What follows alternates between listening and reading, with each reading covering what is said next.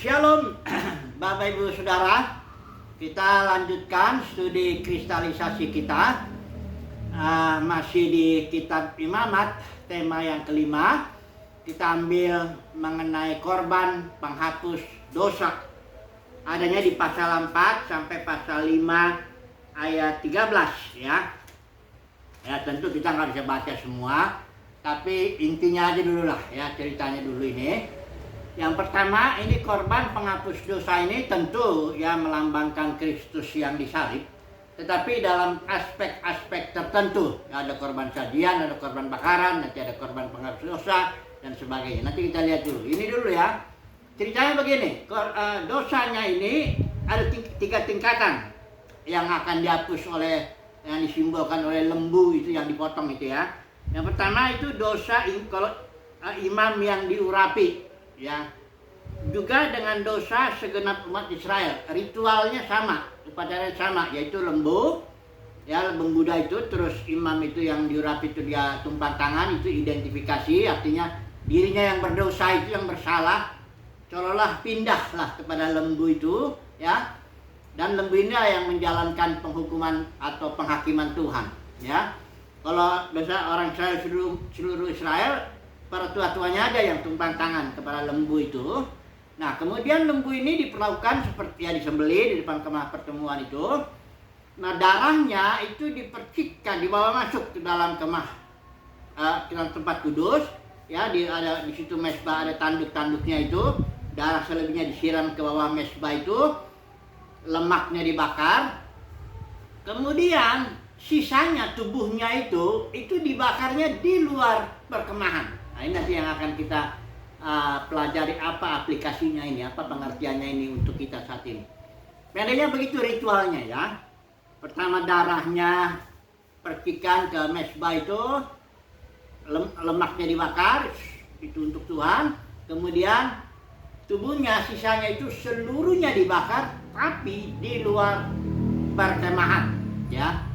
Nah, kemudian dosa tingkat yang berikut, dosa pribadi. Itu kalau dosa pribadi ini yang lakukan, kalau pemuka ada lagi ritualnya. Kalau juga dosa pribadi yang lakukan untuk rakyat jelata ada lagi ritualnya. Tapi tidak usahlah kita terlalu dalam melihat ritualnya itu. Yang penting di sini saya mau menyampaikan poinnya mengenai apa maksudnya kok lembu itu darahnya dengan lemaknya dibakar di kemah pertemuan, di kemah suci, kemudian tubuhnya dibakar seluruhnya di luar perkemahan. Nah, untuk memahami simbol ini kita kembali ke dalam perjanjian baru, karena hanya perjanjian baru yang bisa menafsirkan perjanjian lama. Perjanjian lama itu bersifat simbol, nubuat, bayangan. Perjanjian baru itulah realitanya. Apa ini artinya darah lembu yang dibawa ke kemah suci ya, lemaknya dibakar, apa semuanya itu apa artinya? Dan apa juga artinya kalau tubuh binatang itu sisanya semua dibakar di luar perkemahan, itu apa? Nah, kita melihat dari kitab Ibrani ini dijelaskan di sini, yang saya yakin ini ditulis oleh Paulus, dijelaskan apa artinya darahnya itu yang dipersembahkan kepada ditaruh di tempat kemah suci ya, sementara nanti tubuhnya di luar. Nanti kita lihat dulu ya. Ibrani pasal 9 ayat 11 sampai 14. Kita harus baca ini semua karena supaya kita dapat bayangan apa makna daripada tindakan-tindakan simbol daripada darah lembu yang dipercikan di kemah suci itu ya. Mari saya baca ya. Ayat 11 pasal 9 Ibrani. Tetapi Kristus telah datang sebagai imam besar untuk hal-hal yang baik yang akan datang. Ia telah melintasi kemah yang lebih besar dan yang lebih sempurna, yang bukan dibuat oleh tangan manusia, artinya yang tidak termasuk ciptaan ini. Ayat 12, dan dia telah masuk satu kali untuk selama-lamanya ke dalam tempat yang kudus, bukan dengan membawa darah domba jantan dan darah anak lembu, tetapi dengan membawa darahnya sendiri, dan dengan itu ia telah mendapat kelepasan yang kekal. Sebab jika darah domba jantan dan darah lembu jantan dan percikan abu lembu muda menguduskan mereka yang najis sehingga mereka disucikan secara lahiriah, betapa lebihnya darah Kristus yang oleh roh yang kekal telah mempersembahkan dirinya sendiri kepada Tuhan sebagai persembahan yang tak bercacat. Ya, akan menyucikan hati nurani kita, itu dia efeknya, dari perbuatan sia-sia, dan juga supaya kita dapat beribadah kepada Elohim yang hidup. Jadi simbol tindakan darah anak lembu itu yang dibawa ke kemah suci oleh Imam Harun, ya, itu sebenarnya simbol atau realitanya itu adalah darah Kristus sendiri sebagai imam besar, tapi bukan di kemah suci, dibawa ke kemah yang sejati, ya tentu yang ada di sorga, ya. Dia bawa darahnya sendiri, nggak berulang-ulang. Kalau orang saya berulang-ulang, kalau ini satu kali untuk selama-lamanya, efeknya darah Kristus itu akan menyucikan hati nurani kita, dalam arti kita nggak lagi tertuduh, dosa kita sudah diampuni.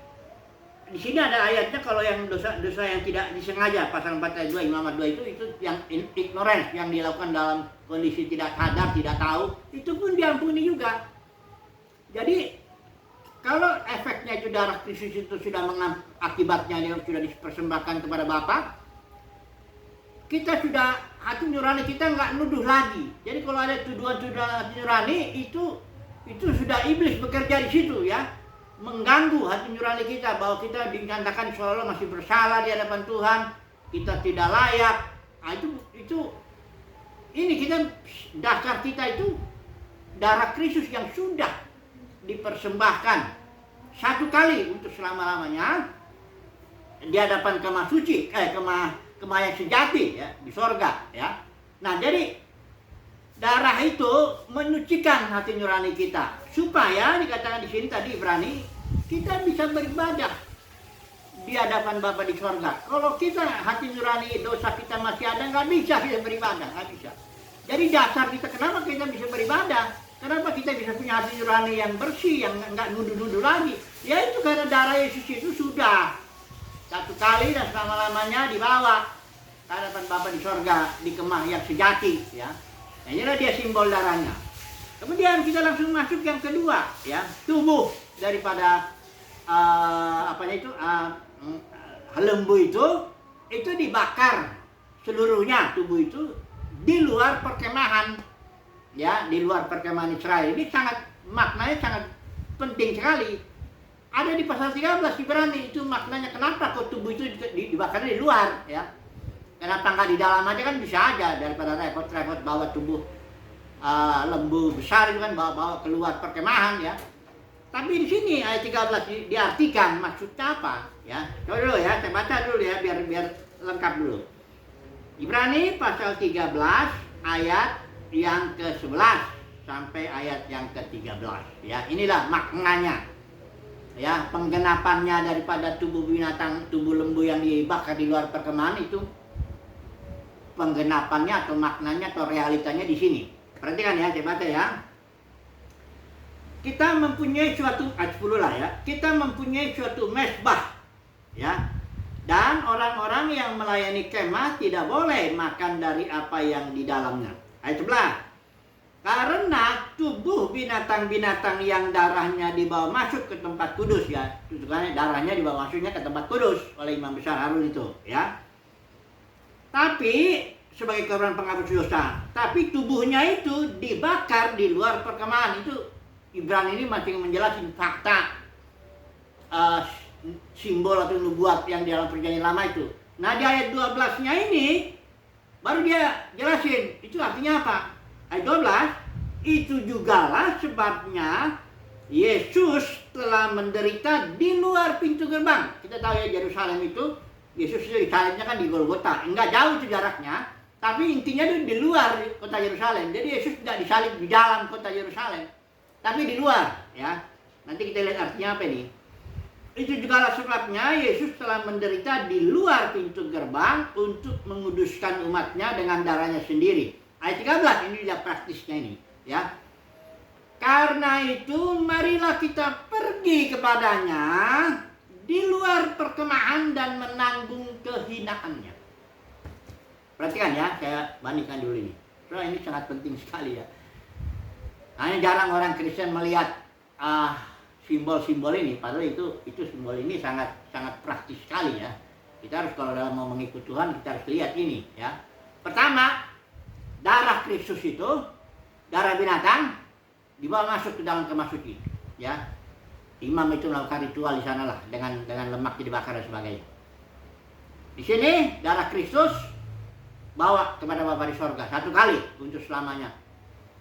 Efeknya hati nurani kita bersih, kita nggak dituduh lagi karena dosa kita sudah diampuni. Semua, mau yang sadar yang nggak sadar, semuanya diampuni, ya. Dan kita bisa beribadah kepada Bapa di sorga. Dasarnya itu. Jadi kita benar di hadapan Bapa. Bukan karena kita, tapi karena darah Kristus sudah sampai kepada Bapa di sorga demi kita, ya. Itu satu. Yang kedua, tubuhnya dibakar di luar. Nah, tubuh itulah ya Yesus yang menderita di luar, ya. Di luar perkemahan. Nanti saya akan jelaskan kenapa kok mesti di luar.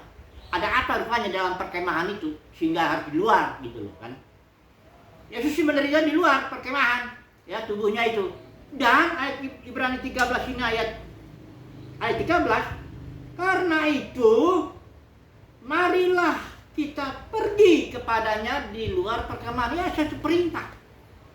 Kalau mau mengikut Yesus yang menderita di luar perkemahan, maka kita harus pergi keluar perkemahan. Nanti saya jelasin ada apa sih dengan perkemahan ini. Ini persoalannya kan. Ini perkemahan umat Tuhan, ya. Perkemahan agamawi, ya. Nanti saya jelasin dulu. Tapi yang penting ini perintah.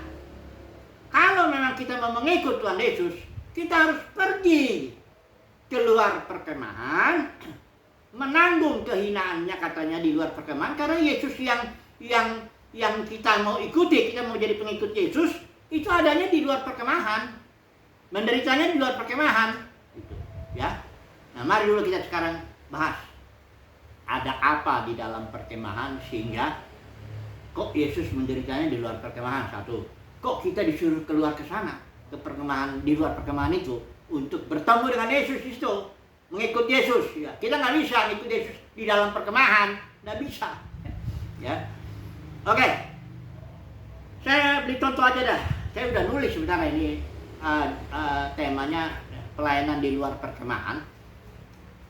Dari mulai ini saya di sini dalam penjelasan ini saya ambil 3 contoh aja. Abel, terus kasus Musa membuat kemah pertemuan di luar perkemahan, dan kemudian Yesus dan Yohanes Pembaptis dan rasul-rasul semua. Mereka melayani di luar perkemahan dunia keagamaan. Nah, mari dulu kita lihat Abel lagi. Abel dan Kain. Banyak orang berpikir Kain ini orang jahat, ya, dalam arti orang yang nggak beribadah, orang yang nggak beragama istilahnya gitu, ya. Tidak begitu, Bapak Saudara. Kain ini seorang yang mempersembahkan korban. Dia seorang yang beribadah, seorang yang beragama lah, katakan kalau dalam bahasa kita sekarang, ya. Dia hanya persembahannya tidak berkenan, tidak diterima di hadapan Tuhan, itu aja, ya. Juga bukan karena dia itu persembahannya nggak diterima karena dia mempersembahkan hasil tani, ya. Kain dan petani, ya, yang mempersembahkan hasil tani. Tapi di Ibrani dijelasin kenapa Kain ditolak, karena nggak ada iman. Sementara Habel dia beriman, mempersembahkan hasil domba, karena Habel peternak. Nah, jadi kedua anak Adam ini, Kain dan Habel, dua-duanya beragama, dua-duanya beribadah, ya. Perkemahan Kain ini adalah perkemahan yang agamawi dan dia beribadah. Hanya setelah itu dia benci, menolak, membunuh Habel ini, ya. Jadi dan Kain kan diberkati, ya, jangan salah, ya. Memang Kain pergi menjauh dari Tuhan setelah dia membunuh Habel dan divonis Tuhan. Tapi Tuhan memberkati bahwa dari keturunan Kain itu dibangun peradaban manusia. Ada bapak pemusik di situ, siapa namanya, Yubal Kain, atau ada bapak peternakan, ada perindustrian. Kain itu diberkati, dia membangun kota, bahkan dia bisa, ya. Jadi kenapa Habel inilah contoh orang yang beribadah kepada Tuhan di luar perkemahan. Karena perkemahan itu sudah jatuh. Kain ini sudah melakukan ritual saja, tidak ada iman. Dan ternyata memang hatinya jahat juga, ya. Yang tadi dibunuh adiknya, kan. Itu adalah contoh. Yang kedua, kita lihat kasus ini Musa yang membuat kemah pertemuan di Keluaran 33 ayat 7. Saya bacakan aja, ya. Contoh kedua mengenai di luar perkemahan ini, supaya kita paham nanti kenapa, apa maksudnya di luar perkemahan itu, ya. Keluaran pasal 33 ayat 7, saya baca ini. Sesudah itu Musa mengambil kemah dan membentangkannya di luar perkemahan, jauh dari perkemahan, dan menamainya kemah pertemuan. Perhatikan kalimat selanjutnya. Setiap orang yang mencari Tuhan, perhatikan itu, yang mencari Tuhan harus keluar. Ia pergi ke kemah pertemuan yang di luar perkemahan. Jadi siapa yang mau cari Tuhan, nggak bisa di dalam perkemahan. Pergi keluar, karena kemah pertemuannya adanya di luar perkemahan orang Israel. Ada apa dengan perkemahan ini? Nah, kalau kita lihat ceritanya, ini ada penyembahan berhala anak lembu emas di kejadian di Keluaran 32. Ada anak lembu orang Israel, kita nggak usah cerita, inilah pendeknya ceritanya orang Israel setelah dia lihat Musa berlambat-lambat dia atas gunung Sinai, mereka bilang, ayolah kita bikinlah anak lembu emas, ya kita inilah Allah kita mau ke Mesir lagi aja lah, ngapain di sini gitu. Kira-kira begitu ya. Penyembahan anak lembu, ngeri sekali. Jadi dalam perkemahan itu ada penyembahan berhala. Itu sebabnya Musa membuat kemah pertemuan di luar perkemahan. Dan siapa yang mau cari Tuhan, keluar. Karena di dalam ini sudah dicemari oleh anak lembu emas itu. Memang sudah diampuni orang Israel itu, nggak jadi mati. Ya, sebenarnya kan ditantang Musa juga, kan. Siapa yang berpihak pada Tuhan? Datang kepadaku. Keluar maksudnya, datang kepadaku. Yang datang cuma suku Lewi. Itu makanya suku Lewi yang dipilih Tuhan menjadi imam. Tadinya sebenarnya seluruh Israel, kalau sudah lihat baca Keluaran 1920, itu seluruh Israel itu raja-raja dan imam-imam, kerajaan imam. Tapi sekarang karena sudah jatuh dalam penyembahan berhala, di dalam perkemahan, hanya suku Lewi yang menjadi imam. Jadi Israel sendiri secara umat Tuhan itu perlu diimami, kira-kira begitu ya. Nah, ini yang kedua contohnya. Jadi kita bayangkan ya, kenapa kok harus di luar perkemahan itu. Yang contoh ketiga, ini Yesus sendiri dengan Yohanes Pembaptis dan dengan rasul-rasul yang lain. Semuanya. Yesus itu tidak punya mesbah, tidak punya mimbar di dalam dunia perkemahan keagamaan Yahudi ya. Oh, orang Yahudi pada zaman itu kan dunia keagamaan di zaman Yesus itu, Yudaisme, itu mereka punya bait suci, bagus ya, karena sudah yang dibangun Zerubabel itu dipugar oleh Herodes, luar biasa. Dengan ritual korbannya, dengan Sanhedrinnya, ada mahkamah-mahkamahnya, 70 orang anggotanya, imam besarnya waktu itu namanya Kayafas. Ya. Yesus dengan Yohanes Pembaptis, murid-muridnya tidak ada yang melayani di dalam, bukan karena Yesus bukan dari suku Lewi, bukan soal itu. Masalahnya pemberitaan Yesus, pewahyuan Yesus itu, dia memberikan kabar baik kerajaan surga, itu tidak bisa diterima. Makanya kalau mau terima kerajaan surga, mau terima berita dari Yesus ini dan Yohanes Pembaptis juga, ya harus bertobat dulu. Yang bertobat itu bukan pelacur, pembunuh, bukan mucuka yang disuruh bertobat. Yang disuruh bertobat itu loh, imam-imam, ahli Taurat, orang-orang Farisi, pemimpin itu yang mesti bertobat. Berubah dulu pikirannya, baru bisa terima ini message ini, pesan ini, kabar baik kerajaan surga. Ya, sama Rasul Yohanes juga itu waktu dia nulis surat 1 Yohanes 1 ayat 3 kepada 7 gereja yang sudah jatuh, ini perkemahan yang gereja yang sudah jatuh. 7 gereja itu karena ada Izebel, ajaran Izebel, Biar Nikolaus. Rasul Yohanes itu di luar. Dia saya menulis supaya kita ada koinonia, fellowship. Sebenarnya karena kita udah nggak ada fellowship. Ya, saya punya fellowship dengan tim saya itu, dengan Bapa, dengan anaknya Yesus Kristus. Kalian ini di dalam perkemahan, ya memang itu Tuhan juga disebut. Tapi ada di situ penyembahan berhala oleh ajaran Izebel, Biar Nikolaus. Itu sebabnya Rasul Yohanes ada di luar. Ya. Begitulah sebenarnya di seluruh zaman gereja, para pemenang gereja itu ada di luar perkemahan, tidak di dalam. Ya, yang bisa mengerti ya puji Tuhan bisa mengerti ya. Jadi sekaranglah dulu sebagai penutup dunia kekristenan. Ya, dunia kekristenan itu sebenarnya apa sih? Ya. Nggak lain, bukan gereja, bukan. Ini jangan salah lagi. Dunia kekristenan itu pecahan-pecahan gereja yang menjadi puluhan ribu denominasi. Masing-masing para pemimpin punya pengikutnya.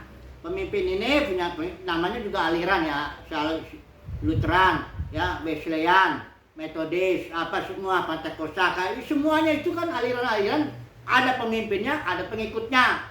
Itu bukan gereja yang dibangun Yesus, bukan. Itu gereja tanda kutip yang dibangun para pemimpinnya itu punya para pemimpin itu kok ya. Bahkan asetnya juga punya dia kok, bukan punya siapa-siapa ya. Ada penyembah berhala di situ, ada Jebed Bia Nikolaus dalam kekristenan. Nah, itu sebabnya orang yang mau cari Tuhan dan sadar itu Yesus itu menderita di luar perkemahan, dia akan pergi keluar perkemahan dunia kekristenan, ketemu dengan Tuhan.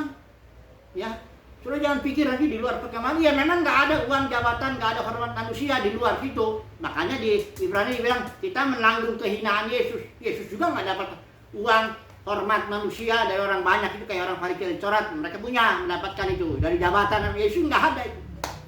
Yesus tegas bilang, aku nggak cari hormat dari kalian kok. Jadi begitulah ya. Di sini kita disuruh, kalau memang betul kita mau paham ya maksudnya Yesus kenapa menderita di luar perkemahan, maka kita dalam hidup kita sehari-hari, dalam pelayanan kita berada di luar perkemahan. Yesus itu ngetok pintu, itu pintu gereja Laodikia, ketok. Yesusnya ada di luar tuh. Ya. Ada banyak orang penginjil suka ambil ayat itu bilang Yesus ngetok pintu setiap hati orang.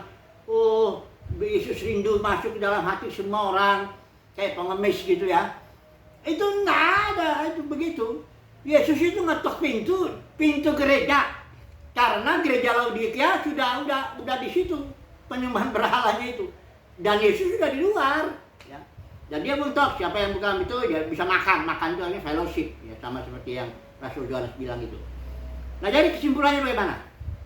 Mengenai korban binatang ini. Darahnya oke. Persembahkan di kemah suci dengan lemak dibakar. Hati nurani kita bersih. Kita nggak bersalah lagi di hadapan Tuhan. Kita bisa beribadah. Tapi yang kedua, nah ini dia. Tubuh binatang itu dibakar di luar perkemahan. Begitu juga Yesus. Yesus itu ada di luar perkemahan. Yesus, Yohanes Pembaptis, Rasul-rasul, semua para pemenang gereja sepanjang zaman ada di luar perkemahan dunia keagamaan di zamannya itu. Nah kalau saudara dan saya memang mendapat kasih karunia untuk mengikut Tuhan, Tuhan ditolak ya. Ingat ya, Tuhan Yesus ditolak oleh dunia keagamaan, bukan oleh Pilatus yang simbol dari dunia politik. Enggak, Pilatus terima Yesus kok. Malah dia udah mau bebasin, cuman itu aja Pilatus didesak oleh orang banyak. Ya udahlah, namanya politikus ya, udah gini udah repot daripada terjadi kerusuhan, saya bebasin aja. Maksudnya saya serahin aja Yesus salib. Bukan gitu, Pilatus nggak mau kok, dia tahu kok. Ini Yesus ini orang Farisi ini karena iri hati kok. Nah jadi Yesus itu kita mengikuti seorang, kalau mau mengikuti Yesus, kita harus mengikut di luar perkemahan dunia keagamaan di zamannya itu. Di zaman kita ya sekarang dunia kekristenan ini lah. Keluarlah dari situ. Nggak dapat uang memang, nggak dapat jabatan, nggak dapat hormat manusia. Tapi kita punya pelayanan. Kita mengikuti Yesus kok. Yesus yang ditolak oleh dunia keagamaan itu. Yesus yang ditolak oleh gereja di Laodikia itu. Yesus yang tubuhnya dibakar di luar perkemahan. Puji Tuhan lah, semoga yang mengerti, tapi saya yakin umat kerajaan memahami apa yang saya katakan ini. Haleluya, amin.